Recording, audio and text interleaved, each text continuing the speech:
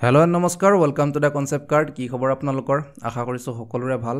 আমি APSC আৰু UPSC দৰে সিভিল সাৰ্ভিস এক্সামত সহায় হোৱাকৈ আপোনালোকৰ বাবে আসাম হিষ্ট্ৰীৰ এখন ইম্পৰ্টেন্ট বুক ডিসকাস কৰি আছো এইটো সিৰিজত which is a history of Assam by Priyam Goswami APSC আৰু অন্যান্য কম্পিটিটিভ এক্সামৰ বাবে এখন ইম্পৰ্টেন্ট বুক আমি চ্যাপ্টাৰ ওয়াইজ টপিক বাই টপিক ডিসকাস কৰি আছো যাতে পৰীক্ষাৰ্থীসকলৰ যিকোনো নিৰ্দিষ্ট এটা টপিক ৰিভিজন কৰাত সুবিধা হয় আৰু আপোনালোকে কিতাপখন কিনি লব যিমান সোনকালে পাৰে আৰু ইম্পৰ্টেন্ট টাৰ্মছ এণ্ড সেন্টেন্সবোৰ হাইলাইট কৰি যাব আমি ষ্টুডেন্টৰ পাৰ্টিসিপেশন বাঢ়িলে শৰ্ট নোটছ প্ৰভাইড কৰিম আমাৰ টেলিগ্ৰাম চেনেলত ওকে সো এইখন হৈছে আমাৰ চ্যাপ্টাৰ লিষ্ট আমি ইতিমধ্যে ফাৰ্স্ট দুটা চ্যাপ্টাৰ কমপ্লিট কৰিছো আৰু এতিয়া থাৰ্ড চ্যাপ্টাৰ পঢ়ি আছো আৰু থাৰ্ড চ্যাপ্টাৰৰ ফাৰ্স্ট পাৰ্টত পঢ়িলো কেনেকৈ লোৱাৰ আসামক ব্ৰিটিছ সাম্ৰাজ্যত সংযোজন কৰা হৈছিল 1828 চনত আৰু তাৰ পৰৱৰ্তী সময়ত পিয়লি ফুকন জেউৰাম দুলিয়া বৰুৱা ধনঞ্জয় বৰগোহাঁইৰ দৰে অসমৰ ইতিহাসৰ উল্লেখযোগ্য ব্যক্তিসকলে প্ৰাৰম্ভিক পৰ্যায়ত কৰা যি বিদ্ৰোহ ব্ৰিটিছ শাসনৰ বিৰুদ্ধে সেয়া আমি আলোচনা কৰিলো সেকেন্ড পাৰ্টত আজি আমি আলোচনা কৰিম থাৰ্ড চ্যাপ্টাৰৰ থাৰ্ড পাৰ্ট আৰু আজিৰ টপিক হৈছে ৰিঅৰ্গানাইজেশ্যন আন্ডাৰ ৰবাৰ্টসন ডেভিড স্কটৰ পিছত অহা যিজন পলিটিক্যাল এজেন্ট তেওঁ কিছুমান পৰিৱৰ্তন আনিব ৰাজহ ন্যায় আৰু প্ৰশাসন ব্যৱস্থাত ৰেভিনিউ জাস্টিস আৰু এডমিনিষ্ট্ৰেচনত ই কিয় ইম্পৰ্টেন্ট হয় কাৰণ ইয়াৰ পৰাই অসমত জিলা প্ৰশাসনৰ ব্যৱস্থা এতিয়া ডিসি এডিসি সকল যে আছে ডিস্ট্ৰিক্ট এডমিনিষ্ট্ৰেচনৰ যেটো সিস্টেম সেয়া ইয়াৰ পৰাই আৰম্ভ হৈছিল Of course, এতিয়াৰ দৰে সেম টু সেম হয়নে হুবহু নাছিল বাট আৰম্ভণি ইয়াৰ পৰাই হৈছিল আৰু এই ব্যৱস্থাবোৰক অসমৰ এজন মহান মনীষী আনন্দৰাম ঢেকিয়াল ফুকনেও সমালোচনা কৰিছিল সো বহুত ইম্পৰ্টেন্ট হয় নাও আমি যদি অলপ ৰিকল কৰো ডেভিড স্কট আছিল প্ৰথমজন পলিটিক্যাল এজেন্ট অসমৰ বাবে তেওঁ নতুনকৈ অসমত ৰাজহ ব্যৱস্থা ন্যায় ব্যৱস্থা আৰু প্ৰশাসন ব্যৱস্থাসমূহ ৰূপায়ণ কৰিলে বিভিন্ন প্ৰতিষ্ঠানবোৰো গঢ় দিলে বাৰ পঞ্চায়ত সুৰাশ্ৰী পঞ্চায়ত মফিউজেল পঞ্চায়ত ইত্যাদি চৌধুৰী সকলক নিযুক্তি দিলে বিভিন্ন প্ৰকাৰৰ ট্যাক্স ইম্পোজ কৰিলে অৰ্থাৎ কৰ বা খাজানা লোৱা আৰম্ভ কৰিলে সৰু কৰ খৰিকাটনা ইত্যাদি হয়নে বিভিন্ন জনজাতিৰ লগত কূটনৈতিক সম্পৰ্কও স্থাপন কৰিলে যাৰ বিষয়ে আমি ইতিমধ্যে যোৱা ক্লাছবোৰত গভীৰভাৱে আলোচনা কৰি আহিছো তাৰ পিছত তেওঁৰ দায়িত্বৰ ভাৰ হ্ৰাস কৰিবৰ বাবে আপাৰ আসামৰ পলিটিক্যাল এজেন্ট আৰু সামৰিক বাহিনীৰ মুৰব্বী হিচাপে কেপ্টেইন নিউফিলক নিযুক্তি দিয়া হৈছিল দেন 1828 চনত লোৱাৰ আসামকো স্থায়ীভাৱে সংযোজন কৰি ললে তেওঁলোকৰ অধীনত আপাৰ আসামৰ বাবে স্কটে পৰামৰ্শ আগবঢ়াইছিল যে আহোম ৰাজকুমাৰ এজনক আপাৰ আসামৰ ৰাজসিংহাসনত প্ৰতিষ্ঠিত কৰা হোক যিয়ে ব্ৰিটিছৰ আকাৰে ইংগিতে কাম কৰিব কিন্তু হেতু এতিয়ালে হোৱা নাছিল ওকে সো তাৰ পৰিৱৰ্তে সময়ৰ লগে লগে সৰকাৰি কাৰ্যালয়বোৰত বেংগল আৰু লোৱাৰ আসামৰ পৰা অহা লোকসকলৰহে ক্ষমতা বাঢ়িব ধৰিলে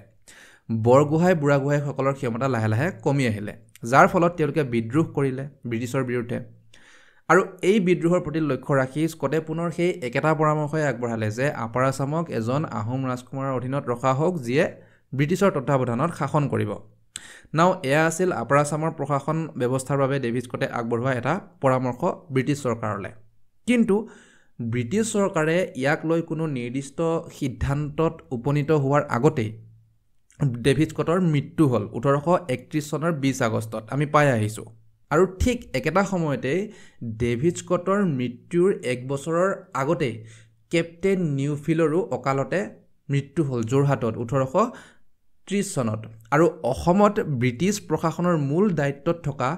সৰ্বাধিক ক্ষমতাশালী ব্যক্তি দুজনে আছিল ডেভিড স্কট আৰু কেপ্টেইন নিউফিল আৰু তেওঁলোকৰ অভিজ্ঞতা আৰু দক্ষতাৰ প্ৰমাণ আমি ইতিমধ্যে পাই আহিছো স্কটে কেনেকৈ নতুন এটা অঞ্চলত আহি নতুন ব্যৱস্থাবোৰ ৰূপায়ণ কৰিছিল কেপ্টেইন নিউফিলে কেনেকৈ বিদ্ৰোহবোৰ দমন কৰিছিল অঞ্চলটোৰ প্ৰতিৰক্ষাৰ বাবে তেওঁ যি পদক্ষেপ লৈছিল সো দুয়োজনৰে প্ৰায় একেটা সময়তে যেতিয়া অকাল মৃত্যু হ'ল তেতিয়া অসমৰ প্ৰশাসন ব্যৱস্থাটো ইয়াৰ গভীৰভাৱে প্ৰভাৱ পৰিল অসমৰ বিভিন্ন ঠাইৰ পৰা ব্ৰিটিছ চৰকাৰলৈ কিছুমান বাৰ্তা আহিছিল যে অসমৰ জনসাধাৰণ মুঠেই সন্তুষ্ট নহয় কাৰণ শাসন ব্যৱস্থা সুচাৰুৰূপে চলা নাই বিভিন্ন বিসংগতিয়ে দেখা দিছে Assam had not been governed well so immediately তাৎক্ষণিকভাৱে কিছু পদক্ষেপ লোৱাৰ প্ৰয়োজন এতিয়া আহি পৰিছিল অন্যথা পৰিস্থিতি আৰু বেয়াৰ ফালেহে ঢাল খাব আৰু সেইভাবে তেওঁলোকে অস্থায়ীভাৱে টেম্পৰেৰিলি ডব্লিউ ক্ৰেকক্ৰফট নামৰ এজন ব্ৰিটিছ অফিচাৰ ওকে এজন ডব্লিউ ক্ৰেক্ৰফ্ট নামৰ ব্ৰিটিছ অফিচাৰ এজনক উত্তৰ পূব সীমান্তত গভৰ্ণৰ জেনেৰেলৰ এজেণ্ট আৰু ৰংপুৰৰ কমিছনাৰ হিচাপে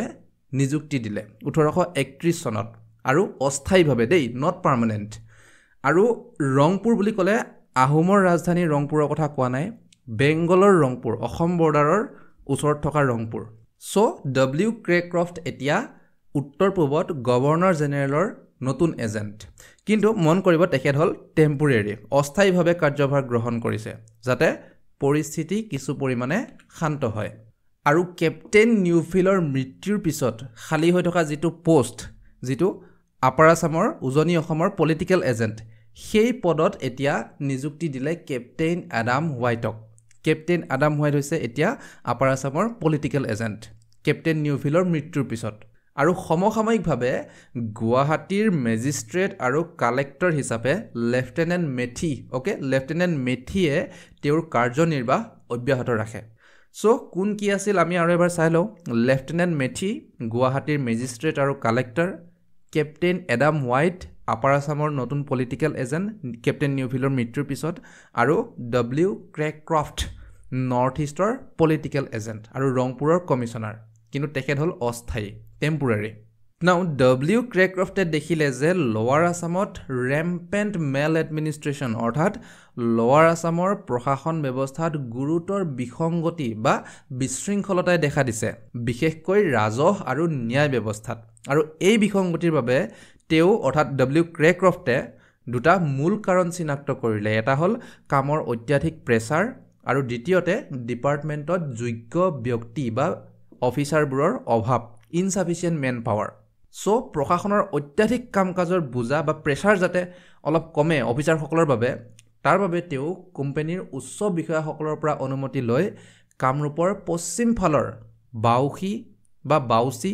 চকী বাউচি বৰনগৰ বৰপেটা বগৰীবাৰী আৰু নগৰবেৰা মুঠ 6টা পাৰাগানাক উত্তৰ পূব ৰংপুৰৰ অধিকাৰ ক্ষেত্ৰলৈ হস্তান্তৰ কৰিলে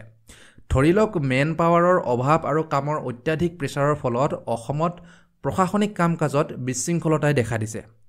তাৰ বাবে যদি লোৱাৰ আছামৰ কেইখনমান ডিষ্ট্ৰিক্ট আমি মমতা বেনাৰ্জী চৰকাৰৰ হাতত গুটাই দিওঁ চ' ঠিক তেনেকুৱাই কৰিছিলে কামৰূপৰ পশ্চিম ফালৰ 6টা পাৰাগানাক উত্তৰ পূব ৰংপুৰৰ অধিকাৰ ক্ষেত্ৰলৈ হস্তান্তৰ কৰিলে নাও পাৰাগানা হৈছে এটা এডমিনিষ্ট্ৰেটিভ ব্লক এখন উপজিলাৰ দৰে জিলাতকৈ সৰু নাও ডেভিড স্কটৰ নীতি অনুসৰি স্থানীয় লোকসকলকো প্ৰশাসনত জড়িত কৰালে উদাহৰণস্বৰূপে গুৱাহাটীৰ এছিষ্টেণ্ট মেজিষ্ট্ৰেট হিচাপে হলিৰাম ঢেকিয়াল ফুকনক নিযুক্তি দিলে আৰু তেখেত আছিল এজন সন্মানীয় অভিজাত শ্ৰেণীৰ লোক মেজিষ্ট্ৰেট আছিল লেফটেনেণ্ট মেথি নামৰ ব্ৰিটিছ অফিচাৰজন আৰু assistant magistrate Holiram Dhekial Phukan magistrate হ'ল সেইজন বিষয়া যিয়ে আইন শৃংখলা নিয়ন্ত্ৰণ কৰে ওকে ল এণ্ড অৰ্ডাৰ যিয়ে কণ্ট্ৰল কৰে চ' হলিৰাম ঢেকিয়াল ফুকনক কিছু দায়িত্ব দিয়া হৈছিল কেনেকুৱা ধৰণৰ সৰু সৰু অপৰাধ বা সেই অপৰাধৰ গোচৰবোৰত ন্যায় প্ৰদান কৰা কিন্তু মনত ৰাখি যাব যে এইবোৰ ব্যৱস্থা আছিল অস্থায়ী টেম্পৰেৰী মেজাৰ্ছ ডব্লিউ ক্ৰেক্ৰফ্টে অতি সোনকালে উপলব্ধি কৰিলে যে প্ৰশাসন ব্যৱস্থাক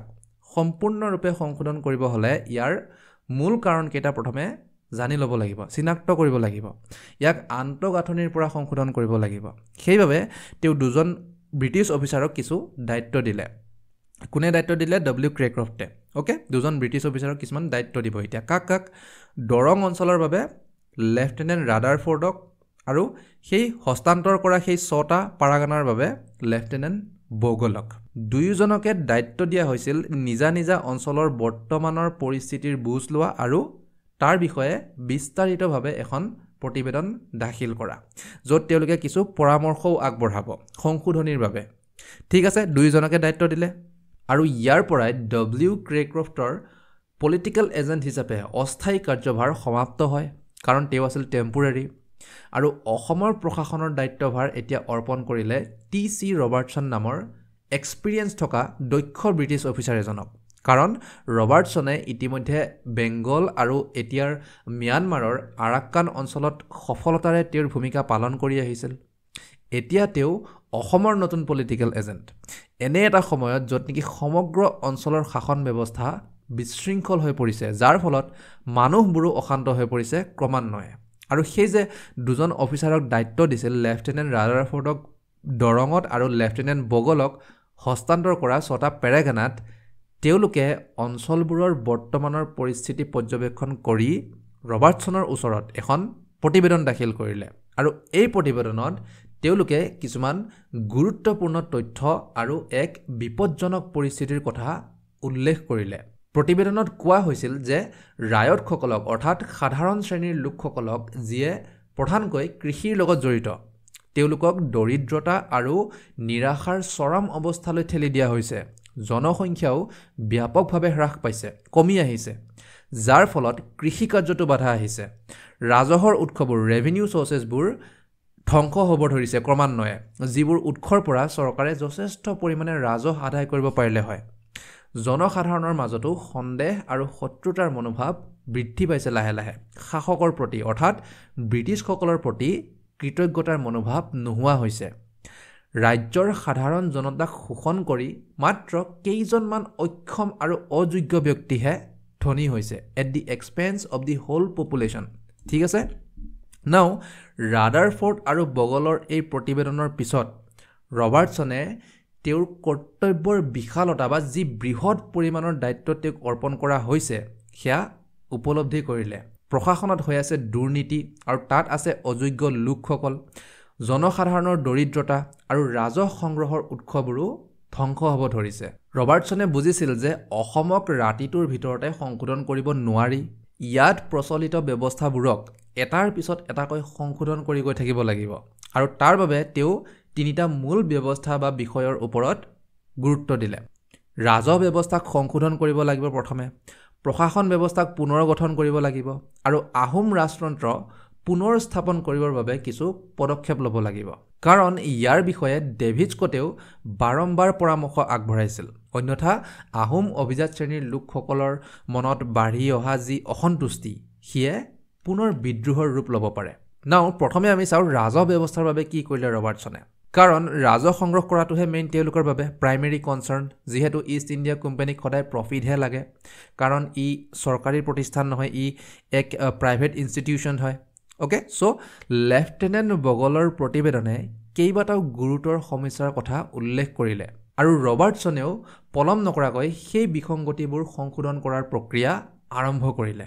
লেফটেনেণ্ট ৰাদাৰফৰ্ড আৰু লেফটেনেণ্ট বগল দুয়োজনে একমত হৈ ক'লে যে প্ৰশাসনৰ এই অৱস্থাৰ বাবে মূল কাৰণ আছিল দুটা নম্বৰ 1 ইউৰোপীয় বিষয়াৰ অভাৱ অ'কে ইউৰোপিয়ান অফিচাৰৰ অভাৱ আৰু নম্বৰ 2 স্থানীয় কৰ্মচাৰীসকলৰ যিবোৰ স্থানীয় লোকে ব্ৰিটিছ চৰকাৰৰ বাবে কাম কৰিছিল তেওঁলোকৰ ইগনৰেন্স অৰ্থাৎ অজ্ঞতা আৰু ইনএফিচিয়েন্সি অদক্ষতা সিম্পলি লোকেল মানুহবোৰ যাক চাকৰি দিছিল ব্ৰিটিছ চৰকাৰে তেওঁলোকে ব্ৰিটিছৰ প্ৰশাসনিক কাম-কাজৰ নীতি নিয়মবোৰ নাজানিছিল আৰু তেওঁলোকৰ স্কিলৰো অভাৱ আছিল ওকে ইয়াৰ উপৰি প্ৰতিবেদনত তেওঁলোকে এই কথাও প্ৰকাশ কৰিলে যে চৰকাৰে যিবোৰ ডিমাণ্ড কৰিছিল যে যাৰ ঘৰত যিমান চৰু আছে সিমান টেক্স দিব লাগিব ওকে চৰুকৰ যাৰ ঘৰত যেইখন হাল আছে সিমান টেক্স দিব লাগিব পৰিয়ালত যিমান মানুহ আছে সিমান টেক্স দিব লাগিব আৰু কৃষি ভূমিৰ নামতটো আৰু অন্যান্য টেক্সবোৰ আছে এইবোৰ যে ডিমাণ্ড আছিল চৰকাৰৰ ইয়াৰ বাবে তেওঁলোকে কোনো ধৰণৰ প্ৰপাৰ সাৰ্ভে বা সঠিক মূল্যায়ন কৰাই নাছিল কৃষিভূমি ডেফিনেটলি আছে কিন্তু টেক্স দিব পৰাকৈ সিমান উৎপাদন হ'বনে নাইবা ওকে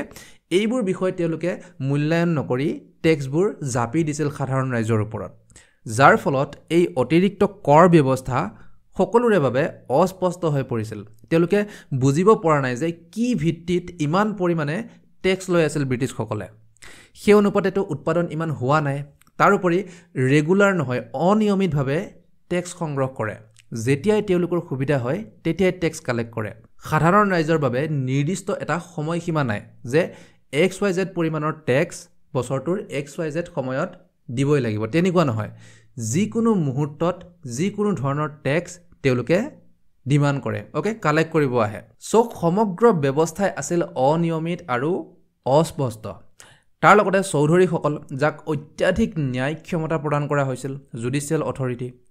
তেওঁৰ যি ৰাজহ সংগ্ৰহ কৰাৰ ফিস্কেল পাৱাৰ কাৰণ চৌধুৰীসকলে ৰাজহ সংগ্ৰহ কৰে সাধাৰণ জনতাৰ পৰা প্ৰত্যক্ষভাৱে ওকে তেওঁলোকৰ সেই ক্ষমতাও আছিল অস্পষ্ট ইভেন তেওঁলোকেও বহু ক্ষেত্ৰত নাজানিছিল যে তেওঁলোকৰ পাৱাৰ কিমান আছে ফিস্কেল পাৱাৰ কিন্তু ইয়াৰ লগতে জুডিচিয়েল পাৱাৰ আকৌ বহুত বেছি সো তেনে অৱস্থাত ৰায়তসকল বা সাধাৰণ কৃষক শ্ৰমিকসকল সম্পূৰ্ণৰূপে চৌধুৰীজনৰ দয়াৰ ওপৰত নিৰ্ভৰশীল হৈ পৰিছিল ওকে কাৰণ মানে এনেকুৱা ধৰণৰ চৌধুৰীসকলৰ হাতত বহুত জুডিচিয়েল পাৱাৰ আছে ওকে ন্যায়িক ক্ষমতা বহুত বেছি আছে কিন্তু ৰেভিনিউ পাৱাৰ বা ফিস্কেল পাৱাৰ তেওঁলোকৰ হাতত কিমান আছে সেইটো তেওঁলোকেও স্পষ্ট নহয় ঠিক আছে সো আল্টিমেটলি ৰায়তসকলৰ তেতিয়াহ'লে সম্পূৰ্ণ ভাগ্য কোনে নিৰ্ধাৰণ কৰিব পাৰে চৌধুৰীসকলৰ হাতত ওকে সো চৌধুৰীসকলৰ জুডিচিয়েল পাৱাৰো বহুত বেছি আছে কিন্তু ফিস্কেল পাৱাৰো কিমান আছে তাকো তেওঁলোকে কনফিউজন অলৰাইট এই পৰিস্থিতিক আৰু বিপৰীত দিশেহে বা দুৰ্দশাৰ ফালেহে ঠেলি দিলে অমলাসকলে কৰা দুৰ্নীতি আৰু অসাধু কাৰ্যই অমলাসকল আছিল ক্লাৰ্ক বা সাবঅৰ্ডিনেট অফিচাৰ ওকে তলৰ ৰেংকৰ তেওঁলোক আছিল মোষ্টলি বেংগলৰ পৰা অহা বিভিন্ন প্ৰকাৰৰ কৰ সেই কৰৰ হাৰ নিৰ্ধাৰণ কৰা আৰু কৰ সংগ্ৰহ কৰা পদ্ধতিবোৰো বেলেগ বেলেগ আৰু এনে এটা অৰ্থনৈতিক ব্যৱস্থা য'ত মুদ্ৰাৰ ব্যৱহাৰৰ একেবাৰে নিম্নমানৰ কাৰণ এনে ধৰণৰ মনেটাৰী ইকনমি তেওঁলোকৰ বাবে এক নতুন ব্যৱস্থা আছিল আগৰ পৰা বিনিময় প্ৰথাই চলি আহিছিল তেওঁলোকে মুদ্ৰাৰ ব্যৱহাৰৰ এই নতুন ব্যৱস্থাক ভালদৰে আয়ত্তই কৰিব পৰা নাছিল যাৰ ফলত সমাজত ব্যাপক বিভ্ৰান্তিৰ সৃষ্টি হৈছিল ওকে ইয়াৰ উপৰি মুদ্ৰাৰ ভ্যালু বা মূল্য সেয়াও নিশ্চিত নাছিল ইয়াৰ মূল্য প্ৰায় সলনি হৈ থাকে উদাহৰণস্বৰূপে কেতিয়াবা এটা গোল্ড বা এটা সিলভাৰ কইনৰ ভ্যালু 1 টকাও হ'ব পাৰে বা কেতিয়াবা 2 টকাও হ'ব পাৰে just for example okay value change হৈ থাকে ইয়াৰ উপৰিও অবৈধভাৱে আণ্ডাৰলেটিঙৰ প্ৰথা লাহে লাহে অসমত বাঢ়ি গৈ আছিল বিশেষকৈ চৌধুৰীসকলৰ অফিচত নাও ইয়াৰ অৰ্থ কি ওকে আণ্ডাৰলেটিঙৰ অৰ্থ কি চৌধুৰীসকলৰ যিটো পোষ্ট সেয়া হেৰেডিটাৰী অৰ্থাৎ বংশগত আছিল চৌধুৰীজনৰ মৃত্যুৰ পিছত তেখেতৰ সন্তানেই চৌধুৰী হৈছিল ওকে কিন্তু সেই পদটোক উত্তৰাধিকাৰীসকলে টকাৰ বিনিময়ত বিক্ৰী কৰিব ল'লে সেয়াই হৈছে আণ্ডাৰলেটিং ছিষ্টেম ধৰি লওক আপোনাৰ দেউতা এজন চৌধুৰী আৰু দেউতাৰ পিছত আপুনি চৌধুৰী হ'ব ওকে আপুনি ৰাইজৰ পৰা ৰাজহ সংগ্ৰহ কৰি ব্ৰিটিছ চৰকাৰক দিব অলৰাইট আৰু আপোনাৰ লগত বহুতখিনি ন্যায়িক ক্ষমতাও আছে কিন্তু আপোনাক কোনোবা বেলেগ এজন ব্যক্তিয়ে আহি অফাৰ দিলে যে আপুনি চৌধুৰী পদটো মোক দি দিয়ক আৰু তাৰ বিনিময়ত ইমান টকা লওক ওকে এইটো আছিল আণ্ডাৰলেটিং প্ৰথা আৰু ই আছিল ইলিগেল অবৈধ কিয় অবৈধ কাৰণ সনদ অফ এপইণ্টমেণ্ট অৰ্থাৎ নিযুক্তিৰ যিখন আনুষ্ঠানিক দলিল সেই দলিলত লিখা আছিল যে আপুনি কেতিয়াও তেনেকুৱা অবৈধ কামত লিপ্ত হ'ব নোৱাৰে ওকে কিন্তু অবৈধভাৱে আণ্ডাৰলেটিঙৰ প্ৰথা লাহে লাহে অসমত বাঢ়ি গৈ আছিল ব্যৱস্থাবোৰত এনে ধৰণৰ দুৰ্নীতি আৰু অনিয়মীয়া কাৰ্যই পাৰগানাসমূহক অসাধু ব্যক্তিৰ হাতত তুলি দিছিল যিসকলে ধন টকা পইচা দি চৌধুৰীৰ পদবোৰ কিনি লৈছিল যাৰ ফলত জনসাধাৰণে অলেখ কষ্ট আৰু দুৰ্দশাৰ সন্মুখীন হৈছিল আৰু সেইটো অবিয়াছলি হ'বই যদি চৌধুৰীৰ পদটো কিনিছে দেন ৰাজহ সংগ্ৰহ কৰি তাৰ পৰা মুনাফা নিশ্চয় উলিয়াব তেওঁলোকে আৰু কাৰ পৰা উলিয়াব কাক শোষণ কৰিব অবিয়াছলি সাধাৰণ ৰাইজক ওকে সমস্যাবোৰৰ গভীৰতা উপলব্ধি কৰি লেফটেনেণ্ট ভগল আৰু লেফটেনেণ্ট ৰাদাৰফোৰ্ড দুয়োজনে কেইবাটাও পৰামৰ্শ আগবঢ়াইছিল তেওঁলোকে প্ৰথমে স্বীকাৰ কৰিছিল যে এতিয়াও বহুত পৰিমাণৰ ৰাজহ পৰিশোধ কৰিব বাকী আছে মানুহে মাটিৰ খাজানা বা অন্যান্য টেক্স পে কৰিব পৰা নাই সাধাৰণ জনতা ইমান সামৰ্থ্যৱান নহয় তেওঁলোকৰ পৰিশোধ কৰাৰ ক্ষমতা বহুত সীমিত সো এনে অৱস্থাত স্থায়ীভাৱে এক নতুন ব্যৱস্থা লাগু কৰাৰ আগতে প্ৰথমে তেওঁলোকক তাৎক্ষণিকভাৱে জলদি কিছু সকাহ দিয়াটোহে প্ৰয়োজনীয় ওকে তেওঁলোকক প্ৰথমে কিছুমান ইনচেন্টিভ দিব লাগিব বা কিছুমান ৰিলিফ দিব লাগিব সেয়েহে প্ৰথমে তেওঁলোকে ব্যৱস্থাবোৰক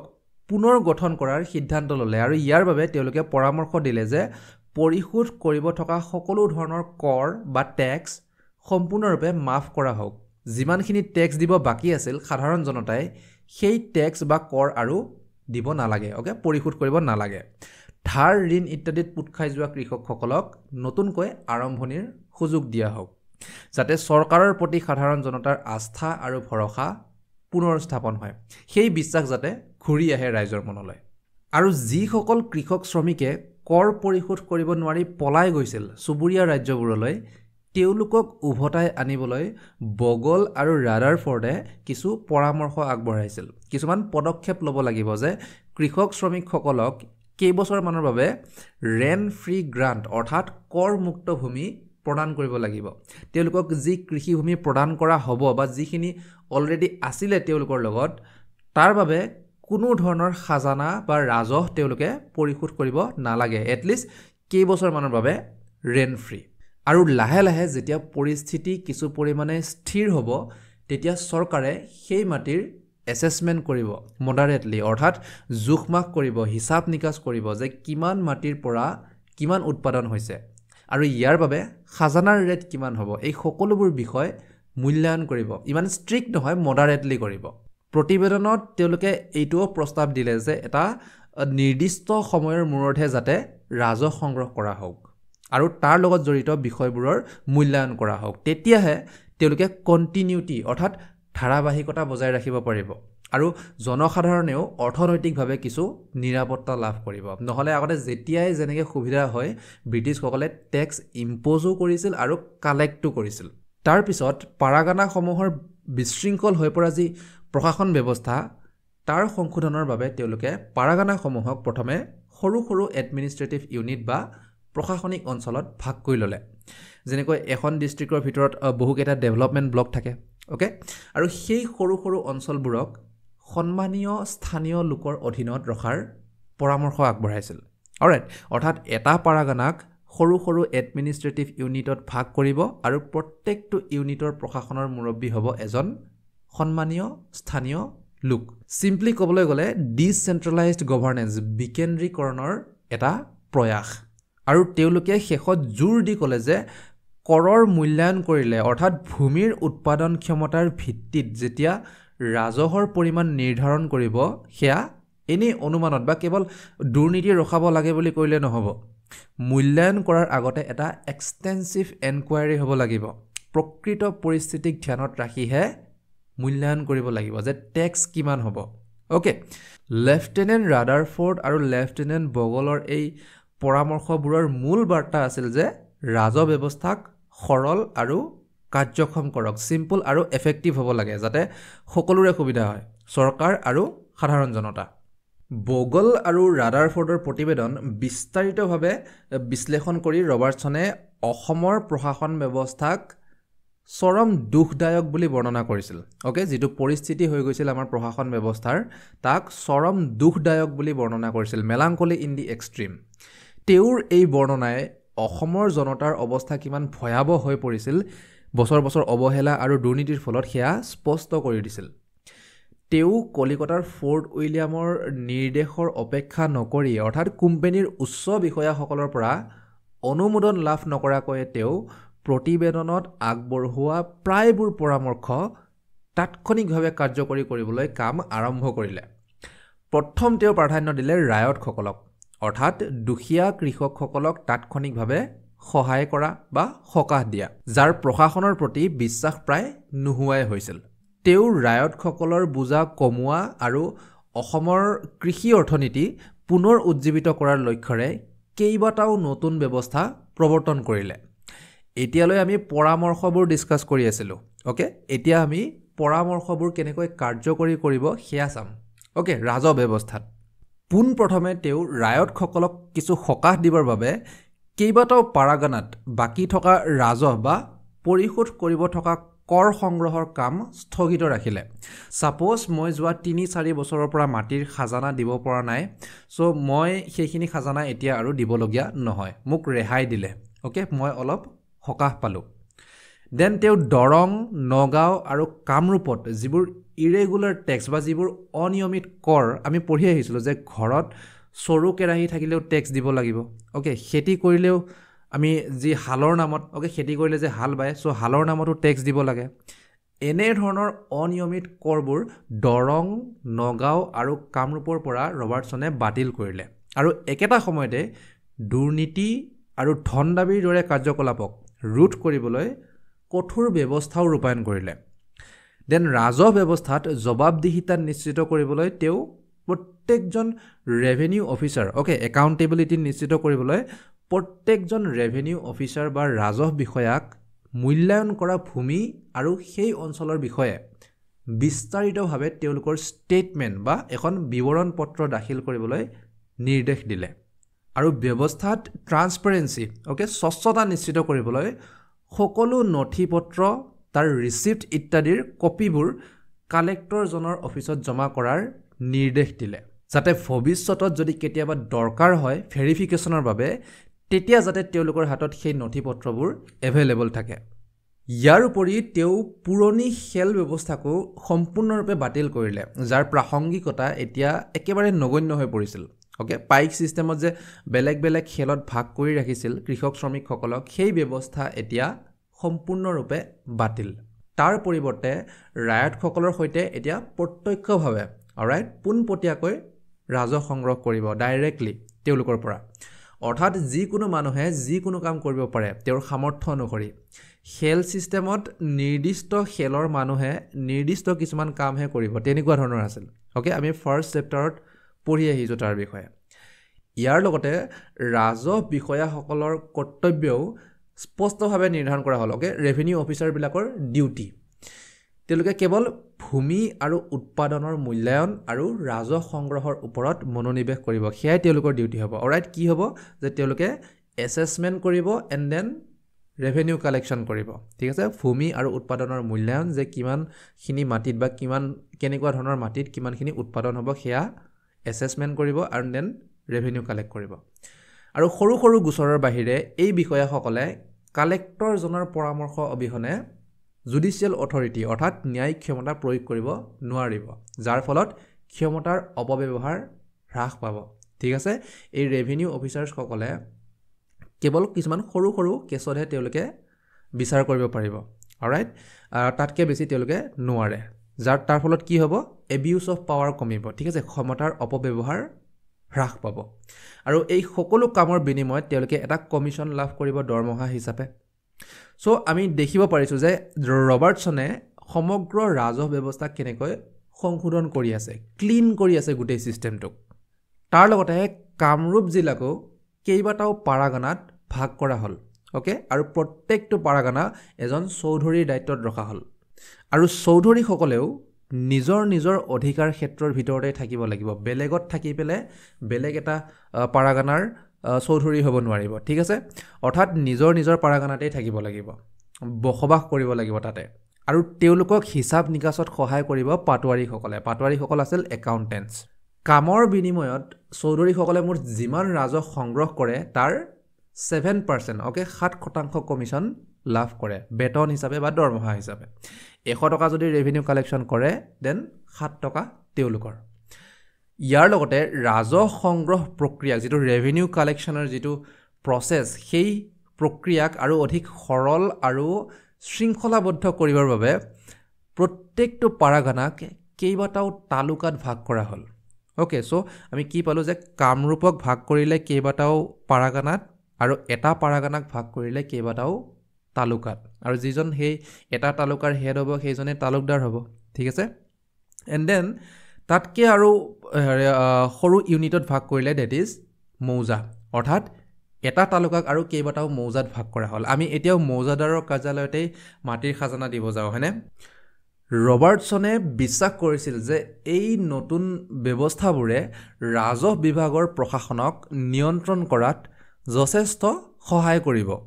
আৰু 1833 চনত ব্ৰিটিছ চৰকাৰে এই নতুন ব্যৱস্থাপনাবোৰ কাৰ্যকৰী কৰাৰ অনুমতি দিলে ওকে এপ্ৰুভ কৰিলে আগতে যিবোৰ কৃষক শ্ৰমিক পলাই গৈছিল কৰ দিব নোৱাৰি তেওঁলোকো এতিয়া লাহে লাহে ঘূৰি আহিবলৈ আৰম্ভ কৰিলে যাৰ ফলত ৰাজহ সংগ্ৰহ ৰেভিনিউ কালেকশ্যনৰ পৰিমাণো বাঢ়িব ধৰিলে উদাহৰণস্বৰূপে লোৱাৰ আছামত 1832ৰ পৰা 33 চনৰ যিটো বিত্তীয় বৰ্ষ ওকে তাত 1,83,196 টকা তেওঁলোকে ৰাজহ সংগ্ৰহ কৰিছিল ওকে 1832ৰ পৰা 1833 চনত আৰু তাৰ পিছৰ যিটো বিত্তীয় বৰ্ষ ওকে 1833ৰ পৰা 33 to 34 সেই বছৰত তেওঁলোকে 2,27,128 টকা ৰাজহ সংগ্ৰহ কৰিছিল প্ৰায় 24% বৃদ্ধি ওকে চ' ৰেভিনিউ কালেকশ্যনো বাঢ়িব ধৰিলে আৰু যিহেতু অতিৰিক্ত কৰসমূহ বাতিল কৰিলে ৰাজহৰ উপৰিও যিবোৰ এক্সট্ৰা টেক্স ওকে সেইবোৰ যেতিয়া বাতিল কৰিলে গ্ৰাম্য অঞ্চলৰ পৰিস্থিতিও সাধাৰণ আৰু শান্তিপূৰ্ণ অৱস্থালৈ ঘূৰি আহিল নাও ৰাজহ ব্যৱস্থা সংশোধন কৰিলে যথেষ্ট পৰিমাণে আৰু নতুন ৰাজহ ব্যৱস্থা তেতিয়াহে দীৰ্ঘম্যাদী হ'ব যেতিয়া প্ৰশাসন ব্যৱস্থাও সমান্তৰালভাৱে উন্নত আৰু ফলপ্ৰসূ হ'ব ওকে সো ৰবাৰ্টছনে এতিয়া এডমিনিষ্ট্ৰেশ্যন অৰ্থাৎ প্ৰশাসন ব্যৱস্থাৰ সংশোধনৰ কাম-কাজ আৰম্ভ কৰিলে তেওঁ বিশ্বাস কৰিছিল যে ইউৰোপিয়ান অফিচাৰৰ তত্ত্বাৱধানৰ অবিহনে বা ব্ৰিটিছসকলে তদাৰক নকৰিলে পৰিস্থিতিৰ কেতিয়াও উন্নতি নহ'ব কাৰণ বৰ্তমানৰ স্থানীয় বিষয়াসকলৰ প্ৰশিক্ষণ আৰু যথোপযুক্ত জ্ঞান আৰু দক্ষতাৰ অভাৱ অৰ্থাৎ যিসকল স্থানীয় লোক আছিল তেওঁলোকৰ প্ৰশিক্ষণ নাছিল ট্ৰেইনিং নাছিল আৰু নলেজো নাছিল ওকে স্থানীয় লোকসকলৰ স্থানীয় অসমীয়া বিষয়াসকলক প্ৰশাসনত নিযুক্ত কৰাৰ ডেভিড স্কটৰ যি পূৰ্বৰ নীতি ওকে যদিও সৎ উদ্দেশ্যেৰে প্ৰয়োগ কৰা হৈছিল সেই নীতিয়ে আশা কৰা ধৰণে ফলাফল দিব নোৱাৰিলে ওকে ইট ফেইলড কাৰণ ৰবাৰ্টছনেও তেওঁৰ এটা এছেছমেণ্টত এই কথা স্পষ্টভাৱে লিখি থৈ গৈছিল যে ব্ৰিটিছসকলে ইতিমধ্যে স্থানীয় অসমীয়া বিষয়াসকলক প্ৰশাসনত জড়িত কৰাইছিল কিন্তু ক্ষমতাৰ ব্যাপক অপব্যৱহাৰ প্ৰশিক্ষণৰ অভাৱ আৰু ব্যৱস্থাৰ সামগ্ৰিক দুৰ্বলতাৰ কাৰণে তেওঁ বিশ্বাস কৰিছিল যে এই প্ৰচেষ্টা বিফল হৈছিল অৰ্থাৎ স্থানীয় লোকসকলৰ প্ৰশিক্ষণ নাছিল ওকে ট্ৰেইনিং নাছিল দেন তেওঁলোকৰ নলেজ নাছিল আৰু যিমানখিনি তেওঁলোকে পাৱাৰ পাইছিল ক্ষমতা পাইছিল তাক অপব্যৱহাৰ কৰিছিল তেওঁৰ মতে অসম এতিয়াও প্ৰস্তুত নহয় যে ইয়াক স্থানীয় বিষয়াসকলে পৰিচালনা কৰিব ওকে কাৰণ তেওঁলোকৰ সেয়াই যে প্ৰশিক্ষণৰ অভাৱ নলেজৰ অভাৱ তাৰ লগতে এবিউজ অফ পাৱাৰ ঠিক আছে সেইবাবে ইউৰোপীয় বিষয়াসকলে প্ৰশাসন ব্যৱস্থাৰ তদাৰক কৰাটো অত্যন্ত প্ৰয়োজনীয় বুলি তেওঁ বিশ্বাস কৰিছিল কিন্তু ইয়াতে এটা সমস্যাও আহে যে ইউৰোপীয় বিষয়াসকলক বেছিকৈ দৰমহা দিব লাগিব অন্যান্য সা সুবিধাবোৰ যোগান ধৰিব লাগিব সিকিউৰিটি দিব লাগিব যাৰ ফলত ব্ৰিটিছ চৰকাৰৰ খৰচ বাঢ়িব ওকে তথাপিও অসম ৰাজনৈতিক আৰু কৌশলগতভাৱে ওকে পলিটিক্যালি এণ্ড ষ্ট্ৰেটেজিক্যালি যিহেতু এক গুৰুত্বপূৰ্ণ অঞ্চল সো ইউৰোপীয় বিষয়াসকলে ইয়াক তদাৰক কৰাটো ব্ৰিটিছৰ বাবে প্ৰয়োজনীয় বুলি তেওঁ অনুভৱ কৰিলে ঠিক আছে যেহেতু অসমৰ ইম্পৰ্টেন্স পলিটিক্যালি এণ্ড ষ্ট্ৰেটেজিক্যালি বহুত বেছি সো সেইভাবে ইয়াৰ প্ৰশাসন ব্যৱস্থাৰ তদাৰক হিচাপে ইউৰোপীয় বিষয়াসকলে থকাটো ইম্পৰ্টেন্ট তেওঁলোকৰ বাবে ঠিক আছে সো আৰু একেটা সময়তে ৰবাৰ্টছনে চৰকাৰকো সমালোচনা কৰিছিল অসমৰ বিষয়বোৰক দীৰ্ঘদিন ধৰি অৱহেলা কৰা হৈছে বুলি তেওঁ যুক্তি দিছিল যে অসমৰ দৰে বিশাল আৰু সংবেদনশীল অঞ্চলৰ সম্পূৰ্ণ দায়িত্ব কেৱল এজন বিষয়া গভৰ্ণৰ জেনেৰেলৰ উত্তৰ পূব সীমান্তৰ এজেণ্ট কেৱল এজন বিষয়াৰ ওপৰত দায়িত্ব অৰ্পণ কৰাটো অন্যায় আৰু অব্যৱহাৰিক কাৰণ এতিয়া যদি চাও অসম বৰ্তমানৰ অসম নহয় ওকে তেতিয়া নৰ্থ ইষ্টৰ বিভিন্ন অঞ্চল তাত অন্তৰ্ভুক্ত আছিল আৰু তাৰ লগতে বিভিন্ন আমাৰ শত্ৰু ব্ৰিটিছৰ যিমানবিলাক এনিমি কাণ্ট্ৰি আছিল ওকে মানসকলৰ লগতো যুদ্ধও হৈছে ওকে সো তেনেকুৱা ধৰণৰ অঞ্চলৰ লগত যেহেতু বৰ্ডাৰ শেয়াৰ কৰে সো ইমান এখন ষ্ট্ৰেটেজিক্যালি ইম্পৰ্টেন্ট দেশ আৰু আনফালে চাইনাও আছে সো এনেকুৱা ধৰণৰ এখন অঞ্চলত বা এনেকুৱা ধৰণৰ এটা বিশাল অঞ্চলত এজন কেৱল বিষয়াৰ ওপৰত সম্পূৰ্ণ দায়িত্ব অৰ্পণ কৰাটো অন্যায় আৰু অব্যৱহাৰিক বুলি ৰবাৰ্টছনে যুক্তি দিছিল ওকে সমস্যাবোৰ স্পষ্টভাৱে উল্লেখ কৰি ৰবাৰ্টছনে চৰকাৰক এই কথা বুজাই দিলে যে অসমৰ প্ৰশাসন ব্যৱস্থাত তাৎক্ষণিকভাৱে সংশোধনৰ প্ৰয়োজনীয়তা আহি পৰিছে সেয়েহে 1833 চনৰ মাৰ্চ মাহত চৰকাৰে অসমৰ প্ৰশাসন ব্যৱস্থাক পুনৰ গঠন কৰাৰ আদেশ দিলে আনুষ্ঠানিকভাৱে ওকে এডমিনিষ্ট্ৰেটিভ সিস্টেমত এতিয়া ৰিফৰ্মছ আনিব তেওঁলোকে ৰিঅৰ্গানাইজ কৰিব অসমৰ এডমিনিষ্ট্ৰেশ্যনৰ যিটো ষ্ট্ৰাকচাৰ আৰু তাৰ বাবে চৰকাৰেও এতিয়া অৰ্ডাৰ দিলে আৰু এই অৰ্ডাৰ জাৰি কৰা হৈছিল তেতিয়াৰ গভৰ্ণৰ জেনেৰেল লৰ্ড উইলিয়াম বেণ্টিংকৰ মিনিটৰ আধাৰত য'ত ৰবাৰ্টছনৰ প্ৰস্তাৱসমূহ সন্নিৱিষ্ট আছিল নাও মিনিট হৈছে এখন আনুষ্ঠানিক লিখিত চৰকাৰী স্মাৰক পত্ৰ বা এখন অফিচিয়েল নোট যিখন গভৰ্ণৰ জেনেৰেলৰ দৰে উচ্চ পদস্থ বিষয়াসকলে প্ৰস্তুত কৰে সময় জোখা মিনিটৰ লগত এটো যদিও স্পেলিং বা তাৰ প্ৰনাউন্সিয়েশ্যনটো যদিও একেই হয় ইয়াৰ অৰ্থ কিন্তু এই ক্ষেত্ৰত সম্পূৰ্ণ পৃথক ঠিক আছে আৰু কিয় ইম্পৰ্টেন্ট হয় জানেনে কাৰণ প্ৰশাসন ব্যৱস্থাৰ এই পুনৰ গঠন ওকে ই কেৱল এক অস্থায়ী সংশোধন নাছিল এই সংশোধনবোৰে অসমত জিলা প্ৰশাসন ব্যৱস্থাৰ আধাৰশিলা স্থাপন কৰিছিল বা ডিষ্ট্ৰিক্ট এডমিনিষ্ট্ৰেশ্যনৰ যিটো ছিষ্টেম য'ত আজিৰ দিনত হায়েষ্ট পোষ্টবোৰ হ'ল DC ADC ওকে এটচেট্ৰা এইটো যিটো ছিষ্টেম ইয়াৰ পৰাই আৰম্ভ হৈছিল এতিয়াৰ দৰে হুবহু নিমিলিবও পাৰে কিন্তু তাৰ ভেটিটো এই সংশোধনীবোৰে নিৰ্মাণ কৰিছিল নাও এতিয়া প্ৰশ্নটো হ'ল যে কি সংশোধন কৰিলে আৰু কেনেকৈ কৰিলে পোনপ্ৰথমে তেওঁলোকে ব্ৰিটিছৰ অধীনত থকা অসমৰ অঞ্চল বিশেষকৈ নামনি অসম আৰু আপোনালোকে এইটো কথা সদায় মন কৰি যাব যে নামনি অসম বুলি ক'লে বিশ্বনাথলৈ ধৰিছিল ব্ৰিটিছসকলে সো বিশ্বনাথৰ পৰা পশ্চিম ফালে যিমানখিনি অসমৰ এৰিয়া সেয়া লোৱাৰ আসাম ওকে আৰু এই সমগ্ৰ অঞ্চলক 4খন জিলাত ভাগ কৰিলে গোৱালপাৰা কামৰূপ দৰং আৰু নগাঁও আৰু প্ৰত্যেকখন জিলাক এজন ইউৰোপীয় বিষয়াৰ অধীনত ৰখা হ'ল আৰু সেই ইউৰোপীয় বিষয়াসকল হ'ব মুখ্য সহকাৰী প্ৰিন্সিপাল এছিষ্টেণ্ট কাৰ প্ৰিন্সিপাল এছিষ্টেণ্ট কমিশনাৰজনৰ আৰু কমিশনাৰজন বৰ্তমান কোন TC ৰবাৰ্টছন ঠিক আছে ৰবাৰ্টছনে কমিশনাৰ আৰু কমিশনাৰজনৰ তলত থাকিব মুখ্য সহকাৰী বা প্ৰিন্সিপাল এছিষ্টেণ্ট কেইজন আৰু সেই প্ৰিন্সিপাল এছিষ্টেণ্ট কেইজন হেড হ'ব কোৰ এই 4খন জিলাৰ ঠিক আছে ডিষ্ট্ৰিক্ট এডমিনিষ্ট্ৰেশ্যনৰ যিটো ছিষ্টেম আৰু ইউৰোপীয় বিষয়াসকলক বা এই প্ৰিন্সিপাল এছিষ্টেণ্ট কেইজনক মাহিলী 1000 টকা দৰমহা দিয়া হ'ব 1000 টকাৰ মূল্য তেতিয়াৰ দিনত বহুত বেছি আৰু চেলেৰি কিয় বেছি কাৰণ তেওঁলোকৰ দায়িত্বও বহুত বেছি কমিশনাৰৰ মুখ্য সহকাৰী হোৱাৰ উপৰিও তেওঁলোকে জাজ মেজিষ্ট্ৰেট আৰু কালেক্টৰৰ ডিউটিও কৰিব লগা হৈছিল অৰ্থাৎ তেওঁলোকে ন্যায় ব্যৱস্থা আইন শৃংখলা বা ল এণ্ড অৰ্ডাৰ আৰু ৰাজহ বা কৰ বিভাগৰো মুৰব্বী আছিল আৰু তেওঁলোকক সহায় কৰিছিল প্ৰতিখন জিলাত এগৰাকী কনিষ্ঠ সহকাৰীয়ে বা জুনিয়ৰ এছিষ্টেণ্টে যাৰ দৰমহা আছিল প্ৰতিমাহে 500 টকা সো সেই ষ্ট্ৰাকচাৰটো বুজি পাইছে নিশ্চয় আটাইতকৈ ওপৰত আছে কমিশনাৰজন তেওঁৰ মুখ্য সহকাৰীসকল হ'ল ইউৰোপীয় বিষয়া কেইজন প্ৰত্যেকখন জিলাৰ পৰা আৰু ইউৰোপীয় বিষয়া কেইজনৰ তলত থাকিব জুনিয়ৰ এছিষ্টেণ্ট কেইজন প্ৰত্যেকখন জিলাত ওকে জুনিয়ৰ এছিষ্টেণ্ট কেইজনো ইউৰোপিয়ান মানে ইউৰোপীয় হয় ঠিক আছে ইউৰোপিয়ানে হয় তেওঁলোক আৰু এইখিনি এটা মন কৰিবলগীয়া কথা যে জিলা প্ৰশাসন ব্যৱস্থাত যিসকল ইউৰোপীয় বিষয়াক যে নিযুক্তি দিয়া হৈছিল ওকে ইউৰোপিয়ান যিকেইসকল প্ৰিন্সিপাল এছিষ্টেণ্ট আৰু জুনিয়ৰ এছিষ্টেণ্ট কেইজন তেওঁলোক আছিল ব্ৰিটিছ আৰ্মিৰ পৰা অহা লোক ঠিক আছে আৰ্মিৰ মানুহ আছিল তেওঁলোক সো যেহেতু তেওঁলোকৰ প্ৰশাসনিক কাম-কাজ ৰাজহ সংগ্ৰহ কৰা ওকে বা ন্যায় ব্যৱস্থাৰ লগত জড়িত বিষয়বোৰত ইমান অভিজ্ঞতা বা ইমান কোৱালিফিকেশ্যন নাছিল সেইভাবে তেওঁলোকৰ কাৰ্যকাল স্থায়ী অৰ্থাৎ পাৰ্মানেণ্ট নাছিল সময়ে সময়ে তেওঁলোকৰ ৰোটেশন হৈ আছিল অৰ্থাৎ সলনি হৈ থাকে অফিচাৰসকল ঠিক আছে নাও প্ৰশাসন ব্যৱস্থাক আন্তঃগাঁথনিৰ পৰা সংশোধন কৰাৰ পিছত ওকে ফাউণ্ডেশ্যনৰ পৰা যেতিয়া ৰিফৰ্ম বা ৰিষ্ট্ৰাকচাৰ কৰিলে ৰবাৰ্টছনে এতিয়া সিভিল কেছ আৰু ক্ৰিমিনেল কেছবোৰৰ এডমিনিষ্ট্ৰেশ্যনৰ বাবে ন্যায় ব্যৱস্থাৰ সংশোধনৰ দিশে আগবাঢ়িল ঠিক আছে এতিয়া জাষ্টিস সিস্টেমত বা জুডিশিয়েল সিস্টেমত তেও কিছুমান ৰিফৰ্মছ আনিব যাৰ বাবে তেও বেংগলৰ ৰেগুলেশনছ বা নিয়মবোৰক আধাৰ হিচাপে ললে ঠিক আছে বেংগলৰ যিমানবিলাক ৰেগুলেশনছ আছিল আৰু এই ৰেগুলেশনছবোৰ আছিল লৰ্ড কৰ্ণৱালিছে পূৰ্বতে প্ৰণয়ন কৰা প্ৰায় 40টা আইনী আৰু প্ৰশাসনিক নীতি ওকে বা নীতি নিয়মৰ এটা সংকলন যিবোৰ নীতিয়ে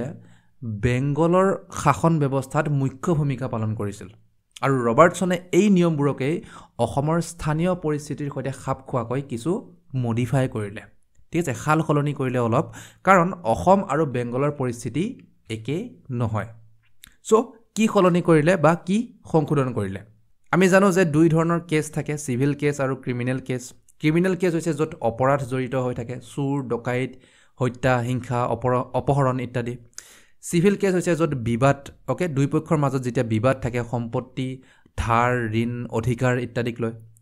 নাও সিভিল কেছৰ ক্ষেত্ৰত ৰবাৰ্টছনে পুৰণি ন্যায়িক প্ৰতিষ্ঠান মফিউজিল পঞ্চায়ত আৰু সুৰাশ্ৰী পঞ্চায়তৰ ব্যৱস্থা সম্পূৰ্ণৰূপে বাতিল কৰিলে এবলিষ্ট অলৰাইট আৰু লগতে চৌধুৰীসকলে যি ন্যায়িক ক্ষমতা লাভ কৰিছিল সেয়াও এতিয়া সম্পূৰ্ণৰূপে বাতিল কৰা হ'ল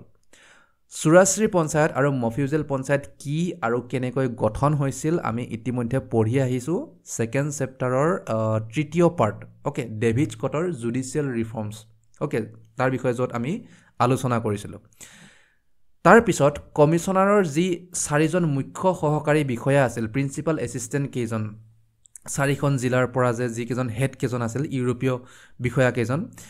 তেওঁলোকক কিছু ন্যায় ক্ষমতা প্ৰদান কৰা হ'ল যে তেওঁলোকে 500 টকাৰ পৰা 1000 টকাৰ মূল্যৰ যিবোৰ সিভিল কেছ তাৰ বিচাৰ কৰিব পাৰিব ন্যায় দিব পাৰিব আৰু লগতে নিম্ন আদালতৰ পৰাও তেওঁলোকে গোচৰবোৰ বা আপিলবোৰ শুনিব পাৰিব কমিশনাৰৰ প্ৰিন্সিপাল এছিষ্টেণ্ট কেইজনে ঠিক আছে 500ৰ পৰা 1000 টকাৰ মূল্যৰ যিবোৰ সিভিল কেছ আৰু যিবোৰ সিভিল কেছৰ মূল্য 1000 টকাতকৈ বেছি তাৰ বিচাৰ কৰিব কমিশনাৰজনে ঠিক আছে সিভিল কেছৰ এটো মূল্যটো কেনেকুৱা সাপোজ দুই পক্ষৰ মাজত অলপ বিবাদ হৈ আছে সাপোজ মাটিবাৰীক লৈ বিবাদ হৈ আছে ঠিক আছে বা খা সম্পত্তিক লৈ বিবাদ হৈ আছে সেই খা সম্পত্তি বা সেই মাটিবাৰীৰ মূল্য কিমান সাপোজ 1000 টকা ওকে বা 700 টকা সাপোজ ধৰিলো তেতিয়া হলে সেইখিনি প্ৰিন্সিপাল এছিষ্টেণ্ট কেজনে তাৰ বিচাৰ কৰিব পাৰিব আৰু যদি তাৰ মূল্য 1200 টকা হয় 1000তকৈ বেছি তেতিয়া হলে তাৰ বিচাৰ কৰিব কোনে কমিশনাৰজনে ঠিক আছে আৰু প্ৰত্যেকখন জিলাৰ বাবে দুখনকৈ ন্যায়ালয় স্থাপন কৰা হ'ব এখন হ'ব সদৰ মুন্সিফৰ ন্যায়ালয় য'ত 100ৰ পৰা 500 টকা মূল্যৰ কেছবোৰৰ বিচাৰ বিবেচনা কৰা হ'ব আৰু আনখন হ'ব মুন্সিফৰ পঞ্চায়ত ইয়াত সেইবোৰ কেছৰ বিচাৰ বিবেচনা কৰা হ'ব যাৰ ভ্যালু খুব বেছি 100 টকা ওকে আৰু অৰ্থাৎ যিখিনি 100 টকাতকৈ কম আৰু ম্যাক্সিমাম 100 रुपीस সদৰ মানেটো আমি জানো ওকে মুখ্য মুন্সিফ শব্দটোৰ মুগল সকলৰ পৰা আহিছে ঠিক আছে এটো এটা আৰবিক শব্দ হয় যাৰ অৰ্থ হৈছে সেইজন ব্যক্তি যি সদায় ন্যায়ৰ পক্ষত থাকে কিন্তু মেন পাৱাৰ আৰু পৰ্যাপ্ত ব্যৱস্থাপনাৰ অভাৱ যাতায়াত পৰিবহনৰ অসুবিধা আৰু আন সমস্যাৰ বাবে গোটেই কেইখন সিভিল কোৰ্ট গুৱাহাটীতে স্থাপন কৰিলে অৰ্থাৎ প্ৰত্যেকখন জিলাৰ বাবে দুখনকৈ সিভিল কোৰ্টছ বা ন্যায়ালয় যে স্থাপন কৰিব এই গোটেই কেইখন ন্যায়ালয় গুৱাহাটীতে স্থাপন কৰিব যেনেকৈ বৰ্তমান অসম নাগালেণ্ড মিজোৰাম আৰু অৰুণাচল প্ৰদেশ এই চাৰিওখন ৰাজ্যৰ ন্যায় ব্যৱস্থা গুৱাহাটী হাইকোৰ্টৰ অধীনতে আহে ঠিক আছে এই গোটেই ব্যৱস্থাখিনি আছিল সিভিল কেছৰ বাবে নাও ক্ৰিমিনেল কেছৰ বাবে কমিশনাৰজনে নিজামত আদালতৰ ক্ষমতা প্ৰয়োগ কৰিছিল ওকে যি সেই সময়ৰ সৰ্বোচ্চ অৰ্থাৎ হাইয়েষ্ট ক্ৰিমিনেল কোৰ্ট আছিল ব্ৰিটিছ প্ৰশাসনৰ সো তাৰ পৰা আমি কি বুজো যে কমিশনাৰজনে সকলো ধৰণৰ ক্ৰিমিনেল কেছবোৰৰ চূড়ান্ত কৰ্তৃপক্ষ আছিল ওকে যেহেতু তেও ক্ৰিমিনেল কেছবোৰৰ বাবে নিজামত আদালতৰ ক্ষমতা প্ৰয়োগ কৰিছে দেন ডেফিনেটলি আমি ক'ব পাৰো যে অসমৰ বাবে তেতিয়া হলে সকলো ধৰণৰ ক্ৰিমিনেল কেছৰ যিজন চূড়ান্ত কৰ্তৃপক্ষ সেইজন কোন হ'ব কমিশনাৰজন আৰু ডিস্ট্ৰিক্ট লেভেলত অসমৰ মুখ্য সহকাৰী বা প্ৰিন্সিপাল এছিষ্টেণ্টজনৰ ক্ষমতা বেংগলৰ মেজিষ্ট্ৰেটজনৰ সমানে আছিল ওকে আৰু মেজিষ্ট্ৰেট কোন আছিল আইন শৃংখলা বজাই ৰখাৰ মূল অফিচাৰজন কিন্তু অসমৰ প্ৰিন্সিপাল এছিষ্টেণ্টজনেই আইন শৃংখলাৰ উপৰিও ন্যায় ব্যৱস্থা আৰু ৰাজহ বিভাগৰো মুৰব্বী আছিল সো তেওঁৰ অথৰিটি বা তেওঁৰ কাৰ্যক্ষমতা আৰু অধিক বেংগলৰ মেজিষ্ট্ৰেটজনৰ তুলনাত ঠিক আছে আৰু যেহেতু আমি পঢ়ি আহিলো যে মূল বিষয়াসকল য'ত ৰাজহ বিভাগৰ বিষয়াসকলো অন্তৰ্ভুক্ত তেওঁলোক প্ৰধানকৈ ব্ৰিটিছ আৰ্মিৰ পৰা অহা লোক ওকে যিয়ে পুলিচৰ ডিউটি কৰিছিল আগত আৰু আৰ্মি আৰু পুলিচ একেই আছিল তেতিয়া সো যেহেতু বেলেগ ডিপাৰ্টমেণ্টত তেওঁলোকক স্থানান্তৰ কৰা হ'ল থানাত এতিয়া পুলিচ বিষয়াৰ সংখ্যা কমি আহিল যাৰ ফলত আৰক্ষী প্ৰশাসনক শক্তিশালী কৰিবলৈ আৰক্ষী থানা আৰু আৰক্ষীৰ উপস্থিতি বহু অঞ্চললৈ সম্প্ৰসাৰণ কৰিলে এক্সটেণ্ড কৰিলে যাতে ক্ষমতাৰ পৃথকীকৰণৰ ফলত ৰাজ্যৰ আইন শৃংখলা প্ৰভাৱিত নহয় আৰু ইয়াক সাপোৰ্ট কৰিবলৈ গাঁৱৰ স্থানীয় বিষয়াসকলৰ পৰাও সহায় লাভ কৰিব বুলি ব্ৰিটিছসকলে আশা কৰিলে যাতে আইন শৃংখলা তৃণমূল পৰ্যায়ৰ পৰাই তেওঁলোকে বজাই ৰাখিব পাৰে ঠিক আছে ল এণ্ড অৰ্ডাৰ যাতে গ্ৰাছ ৰুট লেভেলৰ পৰাই তেওঁলোকে মেইনটেইন কৰিব পাৰে যাৰ বাবে কোম্পানীৰ ফালৰ পৰা এইটো নিৰ্দেশ আছিল যে সদৰ আমিন মুন্সিফ আৰু অমলাসকলৰ দৰে পোষ্টবোৰত স্থানীয় অসমীয়া অভিজাত শ্ৰেণীৰ লোকসকলক যাতে নিযুক্তি দিয়া হয় সদৰ আমিন আছিল এজন উচ্চপদস্থ স্থানীয় আদালতৰ বিষয়া ওকে সিনিয়ৰ জুডিশিয়েল অফিচাৰ মুন্সিফসকলৰ কথাটো আমি কৈছো যে তেওঁলোক আছিল বিচাৰক ওকে নিম্ন স্তৰৰ ন্যায়ালয়ৰবোৰৰ আৰু অমলাসকল আছিল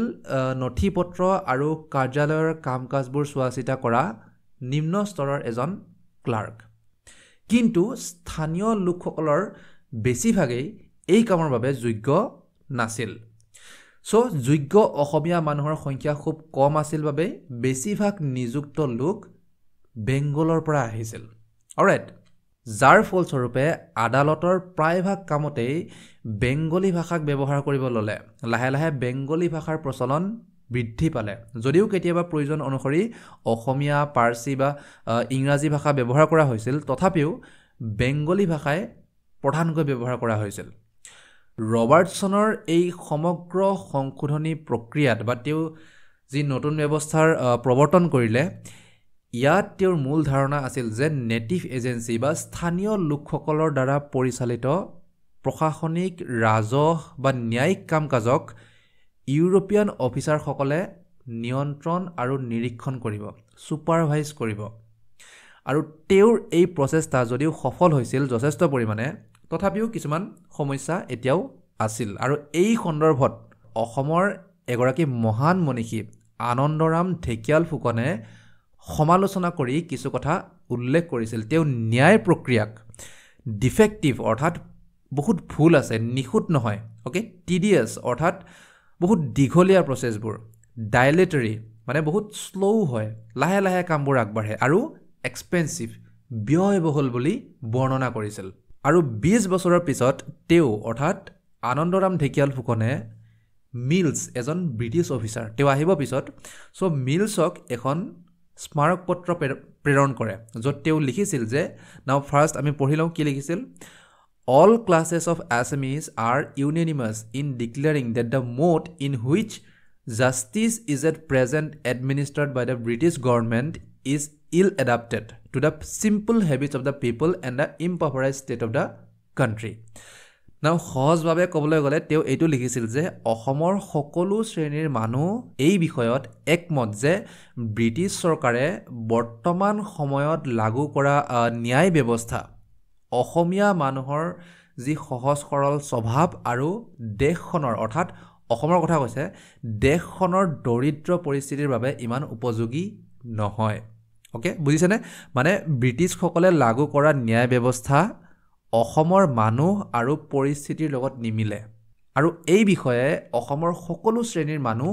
একমত সো যদিও ব্যৱস্থাবোৰ সম্পূৰ্ণৰূপে পাৰফেক্ট নাছিল বা অসমীয়া সমাজৰ পৰিস্থিতিৰ লগত ইমান মিল নাছিল তথাপিও ৰবাৰ্টছনে অতি কম সংখ্যক লোক আৰু নিম্নমানৰ সহায়ৰ সৈতে এক প্ৰতিকূল পৰিস্থিতিৰ মাজত কামবোৰ আগবঢ়াই নিছিল ন্যায়ালয়ৰ সংখ্যাও কম দেন দুৰ্নীতিও লাহে লাহে বাঢ়িব ধৰিলে বিশেষকৈ বেংগলৰ পৰা অহা বিষয়াসকলৰ দ্বাৰা আৰু অসমৰ পৰিস্থিতি আৰু সমাজ ব্যৱস্থাৰ বিষয়ে সম্পূৰ্ণ জ্ঞান নথকাৰ ফলত ইনএফিচিয়েন্সিয়ে দেখা দিলে ওকে অৰ্থাৎ যদিও তেওঁলোকৰ দক্ষতা আছিল অলৰাইট কিন্তু অসমীয়া সমাজ আৰু ইয়াৰ পৰিস্থিতিৰ বিষয়ে অৱগত নোহোৱাত তেওঁলোকৰ কাৰ্যক্ষমতা কমি আহিছিল যাৰ ফলত কামবোৰ আগবাঢ়োতে ডিলে হৈছিল পলম হৈছিল আৰু তাৰ বাবে সাধাৰণ মানুহে কষ্ট ভুগিবলগীয়া হৈছিল এই সকলো সমস্যাৰ মাজতো ৰবাৰ্টছনে অসমৰ প্ৰশাসন ব্যৱস্থাক যথেষ্ট সংশোধন কৰিলে ষ্ট্ৰীমলাইন কৰিলে বা শৃংখলাবদ্ধতা আনিলে ব্যৱস্থাবোৰত আগৰ তুলনাত আৰু তেওঁৰ কাৰ্যকালতেই নামনি অসমত ব্ৰিটিছ প্ৰশাসনৰ ভেটি আৰু অধিক মজবুত হ'ল ওকে সো ইমানেই আছিলে আজিৰ ভিডিঅ'ত আশা কৰিছোঁ আপোনালোকে এই সমগ্ৰ বিষয়বস্তুৰ সন্দৰ্ভত বহুখিনি কথা জানিলে যে কেনেকৈ ৰবাৰ্টছনে ৰাজহ ন্যায় আৰু প্ৰশাসন ব্যৱস্থাত সংশোধন কৰিছিল আৰু বৰ্তমানৰ আমাৰ যি জিলা প্ৰশাসনৰ ব্যৱস্থা যি ডিষ্ট্ৰিক্ট এডমিনিষ্ট্ৰেশ্যনৰ যিটো ছিষ্টেম সেয়া ক'ৰ পৰা কেনেকৈ আৰু কেতিয়া আৰম্ভ হৈছিল ওকে সো ডেফিনেটলি যদি সহায় হৈছে আমাকো সহায় কৰিব চেনেলটো ছাবস্ক্ৰাইব কৰিব ভিডিঅ'বিলাক লাইক কৰিব আপোনালোকৰ ফিডবেক দিব কমেণ্ট ছেকশ্যনত আৰু যোৱাৰ আগতে আপোনালোকৰ বাবে এটা কুৱেশ্যন আছিলে ছাত্ৰ দিৱস in Assam is observed on the birth anniversary of তলত উল্লেখিত কোনগৰাকী মহান ব্যক্তিৰ জন্মতিথিত আমি ছাত্ৰ দিৱস পালন কৰোঁ পদ্মনাথ গোহাঁই বৰুৱা উপেন্দ্ৰনাথ ব্ৰহ্ম আনন্দৰাম বৰুৱা নে কৃষ্ণকান্ত সন্দিকৈ ওকে ইয়াৰ শুদ্ধ উত্তৰটো আপোনালোকে আমাৰ কমেণ্ট ছেকশ্যনত জনাব বা ইয়াক